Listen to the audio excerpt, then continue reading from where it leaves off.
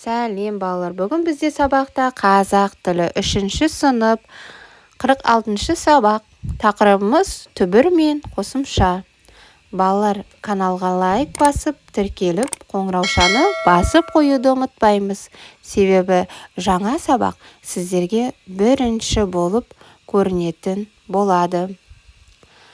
Сонымен балалар, бүгінгі біздің тақырыбымыз түбір мен қосымша. Уақытыңды бағала. Түбір мен қосымша. Бірінші тапсырма. 33-ші жаттығу. Мәтінді тыңда. 1 минут. Отбасында бәрі де өз уақытында жүріп тұрғанды жақсы көретін. Тек Талғат қана үнемі кешігіп жүретін. Талғат, кел, тамағыңды іш, деп шақыратын шешесі. Қазір 1 минуттан кейін барамын деп Талғат кітабын оқи беретін. Бұл оның әдеттегі жауабы еді. Ылғи осылай дейтін. Бір күні мектепте шаңғы жарысы өтті. Талғат шаңғыны жақсы тебетін. Бірақ ол жеңімпаз болған жоқ. Оның жолдасы 1 минутқа озып келді. Талғат екінші орын алып, үйге көңілсіз болып қайтты.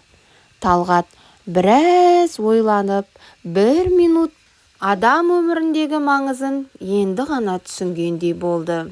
Авторы Рафика Нұртазина, Ләйла Асқар. Балалар, енді мәтінге қатысты берілген тапсырмаларды бірге орындайық. Мәтін мазмұны бойынша бір-біріңе сұрақ қой. Мәтіндегі негізгі ойды анықта.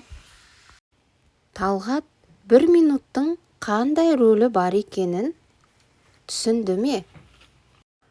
Талғатты анасы шақырған кезде ол ылғи не деп жауап беретін? Мәтіндегі негізгі ойды анықта. Мәтіндегі негізгі ой әрбір адамның берілген уақыты бағалы екендігін меңзеген, балалар. Яғни балалар, әр минуттың барлығын біз бағалауымыз керектігі берілген. Талғат 1 минуттың да рөлі бар екенін түсінді ме? Әрине, Талғат жолдасынан 1 минут кешігу арқылы оның өте маңызды екенін түсінді. Оны түсінуге не себеп болды? Оны түсінуге шаңғы жарысында Талғат жолдасынан 1 минутқа кешігуі себеп болды. Мәтіннің мазмұнына өз ойыңды қысқаша жаз. Барлық отбасы мүшелері өз уақытында жүріп тұрғанды жақсы көретін. Тек Талғат қана кешігіп, шақырғанда 1 минуттан кейін барамын деп жауап беретін. Бір күні жарыста Талғат 1 минутқа кешігіп, екінші орын алып қалды. Осы күннен бастап ол 1 минуттың маңыздылығын түсінді. Мәтіндегі қарамен берілген сөздердің жазылуына назар аудар. Бұл сөздердің түбірін тауып жазуда қалай өзгергенін айтып көр. Балалар, мәтінде қарамен жазылған сөздер кітабын жауабы. Бұл сөздер негізгі түбірі кітап және жауап сөздері болатын. Бірақ, яғни қосымша жалғанған кезде балалар түбір сөзі өзгеріп тұр. Яғни П әрпі Б әрпіне ауысып тұр. Ал енді балалар, ережеге назар аударайық. Қосымша жалғанғанда кейбір түбір сөздердің жазылуы өзгереді. Кітап сөзі кітабы деп, парақ парағы, әріп әрпі, халық халқы. 34-ші жаттығу. Суреттегі сөздерді жұптастырып жаз.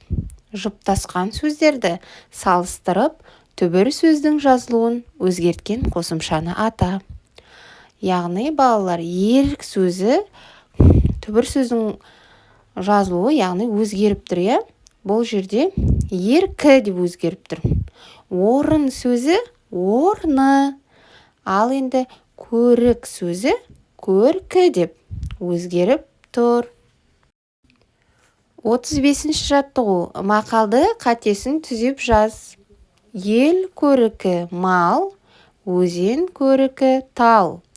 Балалар, бұл жерде көрікі сөзі қате жазылған. Р әрпінен кейінгі әрпі бұл жерде тұрмайды. Яғни көркі деп айтамыз, е? Ел көркі мал, өзен көркі тал. Балалар, осымен бүгінгі біздің сабағымыз аяқталды. Сау болыңыздар.